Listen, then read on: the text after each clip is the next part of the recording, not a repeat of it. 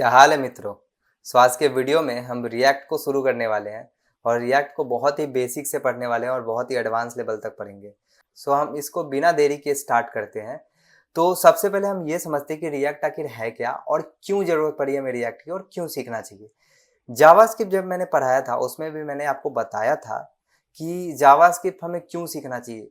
जब आपका Y clear होता है तो आप उस चीज़ को कंसिस्टेंसी के साथ आप फॉलो कर सकते हो और पूरा कंप्लीट कर सकते हो, क्योंकि आपको पता है कि वो सीखना क्यों है। सो वैसे ही हम सबसे पहले बात करते हैं कि रिएक्ट होता क्या है। तो सिंपली रिएक्ट एक जावास्क्रिप्ट का लाइब्रेरी है। अगर जावास्क्रिप्ट का लाइब्रेरी है तो हमें जावास्क्रिप्ट भी आना चाहिए। इसलिए मैं रिकमेंड करूंगा कि आप सबसे पहले जावास्क्रिप्ट को सीख लो। उसके बाद रिएक्ट को डेवलप जो किया गया था वो फेसबुक के द्वारा डेवलप किया गया था। एक फेसबुक के इंजीनियर थे जॉर्डन वॉक, उनके द्वारा इस चीज़ को डेवलप किया गया था। अब रिएक्ट का फ़ायदा क्या है कि रिएक्ट में हम कंपोनेंट बेस्ड आर्किटेक्चर के द्वारा हम रीयूजेबल यूआई बना सकते हैं। इसका क्या मतलब है हम समझते हैं। मान लो कि आपको एक बटन बनाना है, ठीक है। अब उस बटन को आपको नैप बार के अंदर भी दिखाना है, फूटर के अंदर भी दिखाना है, और कोई और एडमिन पैनल वगैरह का पेज है या फिर कुछ और पेज है जिसके अंदर आपको दिखाना है उसी सेम कंपोनेंट को। सो क्या आप उस सेम कंपोनेंट को बार बार लिखोगे, उसके कोड को लिखोगे बार बार? ऐसा नहीं करोगे। और यही काम रिएक्ट आसान बना देता है। आपने एक बार बटन बनाया, उसको स्टाइल किया, उसको सजा लिया, उसको बढ़िया से बना लिया। अब उस कंपोनेंट को बार बार आप इंपोर्ट करके रीयूज कर सकते हो। इसलिए रिएक्ट कंपोनेंट बेस्ड होता है, यानी कि इसके अंदर हम कंपोनेंट बनाते हैं और जहां जहां उस कंपोनेंट का यूज करना होता है हम सिंपली उस कंपोनेंट को यूज कर लेते हैं। सो रिएक्ट का ये फायदा है। अब हम समझते हैं कि रिएक्ट आखिर सीखना क्यों है। अब देखो, सबसे पहला मैंने आपको बताया तो कंपोनेंट बेस्ड आर्किटेक्चर होता है। इसका मतलब भी मैंने बता दिया कि आपने एक बार कंपोनेंट बनाया और उस कंपोनेंट को जहां जहां यूज करना है वहां वहां आपने यूज कर लिया। सबसे पहला बेनिफिट ये है और इसलिए आपको रिएक्ट को सीखना है, क्योंकि ये बहुत ही फास्ट है। फास्ट क्यों है? इसका परफॉर्मेंस फास्ट है क्योंकि ये वर्चुअल डॉम बनाता है। क्या मतलब है? इसको हम डिटेल में बात करेंगे यहाँ पे।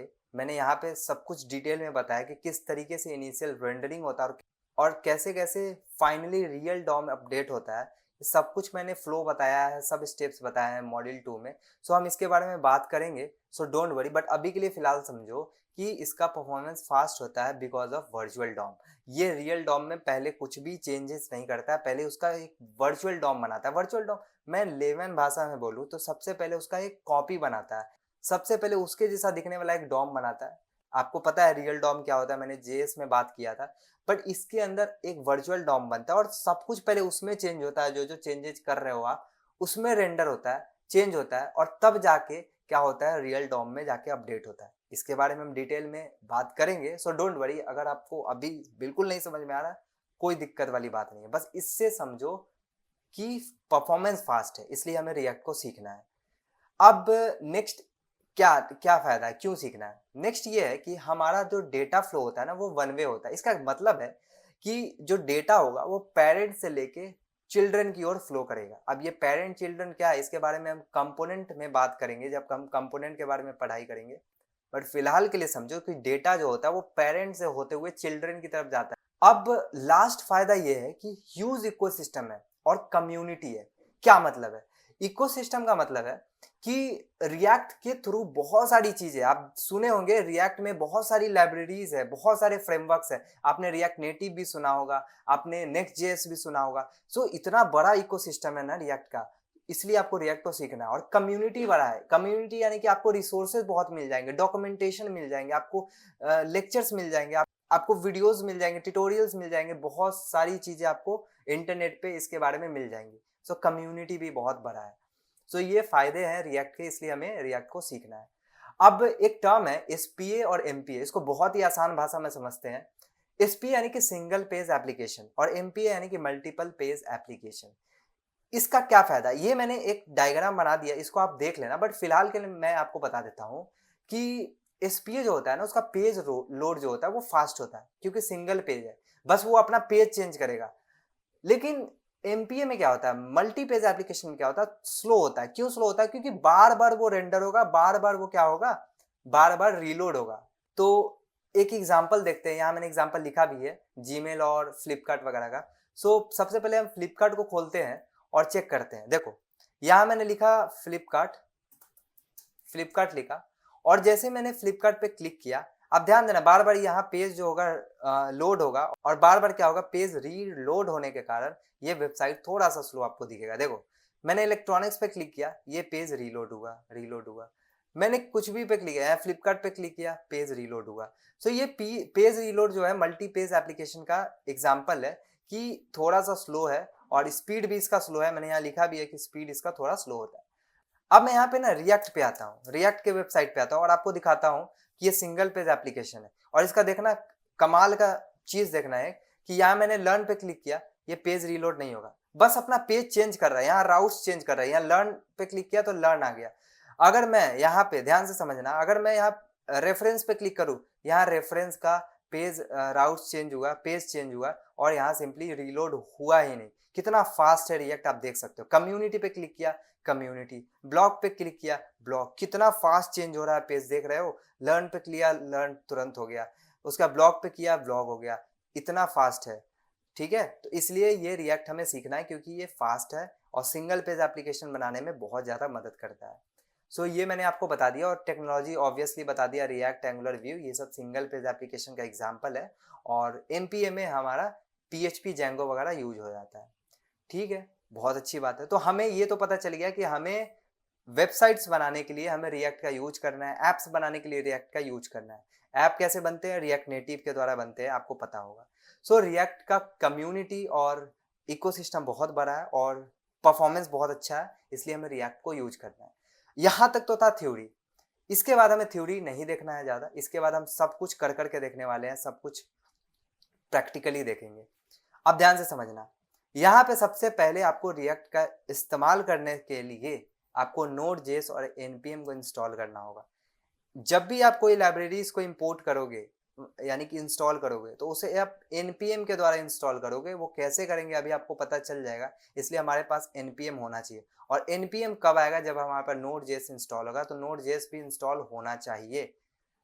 और यहाँ पे आपको क्लिक करना है डाउनलोड नोड.जेएस पे। आप यहाँ देख पाओगे कि LTS आपको दिख रहा है, LTS को सिलेक्ट करना है, और विंडोज के लिए करना है तो विंडोज करना है, और npm के साथ यहाँ पे कर देना है। और यहाँ जब जाओगे तो विंडोज इंस्टॉलर MSI आपको दिख रहा होगा, इसको सिंपली क्या करना है, डाउनलोड करना है। यहाँ मेरा डाउनलोड है, इसलिए मैं इसको इंस्टॉल नहीं करूँगा। आई मीन मेरा इंस्टॉल है इस सिस्टम पे, तो मैं इसको इंस्टॉल नहीं करूँगा। आपको बता देता हूँ कि इंस्टॉल करने के बाद आपको क्या करना है। आपको सिंपली CMD खोलना है। यहाँ पे CMD खोलने के बाद आपको लिखना है node-v। इसका मतलब है कि आपको नोड का वर्जन चेक करना है। यहाँ मैं इसको थोड़ा सा बड़ा करता हूँ। आपको नोड का वर्जन चेक करना है, node-v लिख के। जैसे ही आप करोगे, आपको यहाँ पे नोड का वर्जन दिखा देगा, कौन सा वर्जन है। उसके बाद अगर आपको npm भी चेक करना है, तो npm का -v करोगे तो npm का भी वर्जन आपको दिखा देगा यहाँ पे कि npm कौन सा वर्जन है। सो ये तो पता चल गया कि नोड और npm दोनों आपके सिस्टम पे इंस्टॉल हो चुका है। इसके बाद आपका काम हो गया। इसके बाद आप सिंपली रिएक्ट के ऐप को, रिएक्ट के प्रोजेक्ट को सेटअप करोगे। अब देखो, रिएक्ट के प्रोजेक्ट को दो तरीके से सेटअप करते हैं हम लोग। एक होता है CRA यानी कि क्रिएट रिएक्ट ऐप से, और एक होता है वीट। दोनों का भी देख लेते हैं, दोनों का ओवरव्यू लेते हैं। उसके बाद जब हम प्रोजेक्ट बनाएंगे तो वीट का इस्तेमाल करने वाले हैं। ठीक है, तो मैंने आपको पहले ही बता दिया वीट का हम इस्तेमाल करेंगे ज़्यादातर, बट मैं आपको दोनों बताऊंगा ताकि आप दोनों से familiar हो जाए। उसके बाद हम उसके अंदर प्रोजेक्ट का फोल्डर स्ट्रक्चर भी देखेंगे और हमारा मॉड्यूल 1 कंप्लीट हो जाएगा। तो फिलहाल हम समझते हैं कि किस तरीके से हम ऐप को बनाते हैं। अब सबसे मेन चीज़ यहाँ से स्टार्ट होता है आपका। तो यहाँ पे सिंपली CMD लिखूंगा, और यहाँ आप सिंपली VS कोड में भी जा सकते हो। मैं इसको थोड़ा सा बड़ा करता हूँ ताकि आपको दिखे। और यहाँ पे CMD में जाके मैं D ड्राइव में जाता हूँ और CD आकाश इस फोल्डर में चला गया। और यहाँ पे आपको क्रिएट रिएक्ट ऐप का पहले यूज करना है, और उसको यूज करने के लिए आपको क्या करना है, लिखना है यहाँ npx। ध्यान से सुनना, मैंने लिखा npx क्रिएट रिएक्ट ऐप। अब देखो यहाँ पे ना आप बहुत सारे कमांड्स देखोगे, बिल्कुल भी घबराना नहीं है। जब आप बार बार कमांड्स को यूज करोगे तो आपको पता चल जाएगा, familiar होते जाओगे। सो यहाँ पे मैंने लिखा npx क्रिएट रिएक्ट ऐप, और जो भी ऐप का नाम होगा वो आपको लिख देना है यहाँ पे। सो मैं यहाँ पे लिखता हूँ मॉड्यूल 1। यहाँ पे मैंने लिखा मॉड्यूल 1 और एंटर दबाया। अब ये क्या करेगा, ये ऐप बनना स्टार्ट हो जाएगा। इसमें थोड़ा सा टाइम लगेगा, यहाँ पे मैंने वाई किया, यस। उसके बाद यहाँ पे थोड़ा सा टाइम लगेगा, यहाँ पे बहुत ज़्यादा टाइम लग जाता है, 2 से 3 मिनट आपके में कुछ ज़्यादा भी लग सकता है। सो थोड़ा वेट कर लेना, पेशेंस रखना। बाकी हम वीट से बनाएंगे, वीट थोड़ा जल्दी बन जाता है, बहुत ही फास्ट होता है वो। इसमें थोड़ा सा टाइम लगेगा आपको। यहाँ पे आपको एक और लाइन दिखेगा, please upgrade, create react app is deprecated. हाँ, ये डेप्रिकेट हो चुका है, बट स्टिल आपको नॉलेज के लिए, आपको पता हो इसलिए मैं आपको बता रहा हूँ, बट ये डेप्रिकेट हो चुका है। हम वीट का इस्तेमाल करेंगे। बाकी रिएक्ट 19 भी आ गया, अभी बहुत ज़्यादा अपडेट आ गया है। सो हम देखेंगे उस चीज़ को, बट फिलहाल के लिए डेप्रिकेट हो चुका है। स्टिल हम देखेंगे कि क्रिएट रिएक्ट ऐप बनता कैसे है। हाँ, तो यहाँ पे हमारा तैयार हो चुका है ऐप। अब हमें क्या करना है, सिंपली इस मॉड्यूल 1 के अंदर जाना पड़ेगा। तो हम सिंपली कमांड लिखेंगे cd मॉड्यूल 1। हम मॉड्यूल 1 के अंदर चलेगा, यहाँ पे थोड़ा सा क्लियर करेंगे अपन, और उसके बाद कोड करेंगे। कोड करने के लिए हम क्या करेंगे, कोड डॉट लिखेंगे, तो हम VS कोड खोल पाएंगे। सो यहाँ पे हमारा VS कोड खोल चुका है। सो यहाँ पे सिंपली हम क्या करेंगे, थोड़ा सा इसको बड़ा करेंगे, और यहाँ पे आप देख पाओगे ऐप डॉट टेस्ट डॉट जेस है, इसको सिंपली हम क्या करेंगे, डिलीट करेंगे। उसके बाद हमें यहाँ पे लोगो SVG को भी डिलीट करना है। उसके बाद हमें रिपोर्ट वेब वाइटल्स को भी डिलीट करना है। अब ये सारी चीज़ आपको डिलीट करना है, और जो जो मैं आपको बता रहा हूँ वो डिलीट करना है सिंपली। यहाँ पे आपका इंडेक्स डॉट जेएस रहेगा, ऐप डॉट जेएस रहेगा, और स्टाइलिंग अगर आपको करना है तो इंडेक्स डॉट CSS रख सकते हो आप। तो फिलहाल के लिए मैं इसके अंदर का सब कुछ को हटाता हूँ, और फिलहाल हमें चाहिए भी नहीं तो मैं डिलीट भी कर सकता हूँ, बट ठीक है कोई ना, इसे मैं रखता हूँ। ऊपर से आपको क्या करना है, ऐप डॉट जेएस में आना है। सिंपली ऐप डॉट जेएस के अंदर आपको ये सब दोनों लाइन जो है वो डिलीट करना है। आपको ये दोनों लाइन डिलीट करना है। उसके बाद आपको इसके अंदर जो ये हेडर दिख रहा है, ये हेडर वाले पार्ट को आपको डिलीट करना है। सो सिंपली मैं क्या करूँगा, इस हेडर वाले पार्ट को डिलीट कर दूंगा, ठीक है। और इसके अंदर मैं लिख देता हूँ सिंपली हेलो, ठीक है, मैंने हेलो लिख दिया। उसके बाद आपको क्या करना है, इंडेक्स डॉट जेएस में आना है, और इंडेक्स डॉट जेएस में से आपको इस सब चीज़ को डिलीट करना है। दैट्स इट, इस सब चीज़ को डिलीट करना है। और इसके अंदर इसको अगर आपने डिलीट किया तो इसको भी डिलीट करना पड़ेगा, रिपोर्ट वेब वाइटल्स को। That's it. अब कुछ डिलीट नहीं करना है आपको। अब सिंपली आप समझो कि यहाँ पे आपको आपका रिएक्ट ऐप तैयार हो चुका है। इसके अंदर आप कोडिंग करने के लिए तैयार हो। इंडेक्स डॉट जेएस है, ऐप डॉट जेएस है, ये फोल्डर स्ट्रक्चर है। और नेक्स्ट में हम जरूर बात करेंगे कि क्या क्या कैसे कैसे है ये सारा जो ऐप है, इसके अंदर क्या रेंडर हो रहा है, ये रूट क्या है, ये हमने रूट के अंदर क्यों हमने क्रिएट रूट किया, उसका रिएक्ट डॉम क्या है, ये सब के बारे में हम नेक्स्ट वीडियो में बात करेंगे। फिलहाल के लिए इस तरीके से आप क्रिएट रिएक्ट ऐप के थ्रू आप ऐप बना सकते हो। और क्या क्या फोल्डर स्ट्रक्चर रहेगा वो मैंने आपको बता दिया। इसके अंदर का जो भी है, कैसे ये कंपोनेंट बना है, ये क्या है क्या नहीं है, ये सब कुछ आपको नेक्स्ट वीडियो में पता चल जाएगा। अब हम बात करते हैं कि हम वीट के थ्रू कैसे बना सकते हो। और आप देखना कि वीट के थ्रू आपका बहुत ही ज़्यादा आसान हो जाएगा, बहुत ही फास्ट हो जाएगा। सो देखते हैं। हम सिंपली लिखेंगे npm क्रिएट वीट, इस तरीके से आप लिखना है, और यहाँ @लेटेस्ट लगा देना है। जैसे ही आप ये काम करोगे वैसे ही आपका रिएक्ट ऐप बन जाएगा। बट आपको फोल्डर का नाम भी आप दे सकते हो, जो भी आपके ऐप का नाम होगा। तो मैंने लिखा npm क्रिएट वीट @लेटेस्ट, और यहाँ पे प्रोजेक्ट का नाम मैं दे देता हूँ। अच्छा, एक और चीज़, मैं सिस्टम में नहीं जाऊँगा, मैं यहाँ पे डी ड्राइव में, और फिर यहाँ पे लिखूंगा npm क्रिएट वीट @लेटेस्ट, और जो भी ऐप का नाम है, लेट सपोज मैं लिखता हूँ फर्स्ट प्रोजेक्ट, ठीक है, मैंने लिखा फर्स्ट प्रोजेक्ट, और यहाँ पे मैंने सिंपली एंटर किया। अब आप देख पाओगे कि ये तैयार हो जाएगा। यहाँ पे मैं सिंपली यस लिखता हूँ, और यहाँ पे आप देख पाओगे आपको सेलेक्ट करने के लिए बताएगा क्या आपको सेलेक्ट करना है, आपको क्या वनीला जावास्क्रिप्ट यूज करना है या क्या करना है। तो मैं सिंपली रिएक्ट करूँगा ऑब्वियसली। तो रिएक्ट किया मैंने, और यहाँ पे आपको क्या यूज करना है, टाइप स्क्रिप्ट यूज करना है, जावास्क्रिप्ट, तो मैंने जावास्क्रिप्ट लिख दिया। जावास्क्रिप्ट जैसे लिखा, ये हमारा रिएक्ट ऐप बन चुका है। देख रहे हो कितना फास्ट बन रहा है। क्रिएट रिएक्ट ऐप बहुत ज़्यादा टाइम लिया था, 2 मिनट 3 मिनट 4 मिनट, कम से कम 5 मिनट भी ले लेता है कभी कभी। बट वीट जो है वो आपको बहुत ही ज़्यादा जल्दी ऐप बना के दे दिया। आप सिंपली आप फर्स्ट प्रोजेक्ट के अंदर जाओगे तो cd फर्स्ट प्रोजेक्ट लिखोगे, एंड उसके बाद क्या करोगे, आपको यहाँ पे स्टेप्स बताता रहेगा, इसलिए टेंशन नहीं लेना है। सबसे पहले आपको फर्स्ट प्रोजेक्ट के अंदर जाना है, यानी कि उस ऐप के अंदर जाना है और npm इंस्टॉल लिखना है। npm इंस्टॉल लिखने से क्या होगा, आपको पता है कि npm इंस्टॉल लिखने से आपका जो भी नोड मॉड्यूल्स आता है, जो भी पैकेजेस आते हैं, वो सब आ जाता है। स्टिल आपको बिल्कुल घबराना नहीं है, क्योंकि मैंने आपको क्या बताया अभी कि हम जो भी फोल्डर है उसके अंदर जो भी फाइल्स है वो सबको नेक्स्ट वीडियो में पहले समझेंगे कि पैकेज डॉट जेसन क्या है, पैकेज लॉग डॉट जेसन क्या है, बाकी हमारा क्या क्या इंडेक्स डॉट जेएस में क्या है, ऐप डॉट जेएस में क्या है, सब कुछ समझने वाले हैं। तो ये हमारा ऐप बन चुका है और सिंपली हम CLS करेंगे और यहाँ पे npm, यहाँ पे सबसे पहले कोड करते हैं, यहाँ पे लिखेंगे कोड डॉट, ताकि हम VS कोड में खोल पाए। और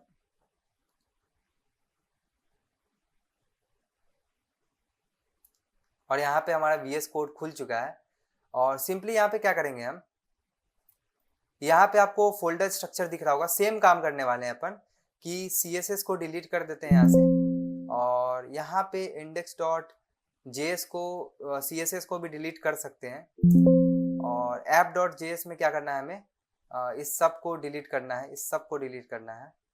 और उसके बाद यहाँ से आपको क्या करना है, इसको डिलीट करना है, इस पूरे को डिलीट करना है, इस पैराग्राफ तक, ठीक है।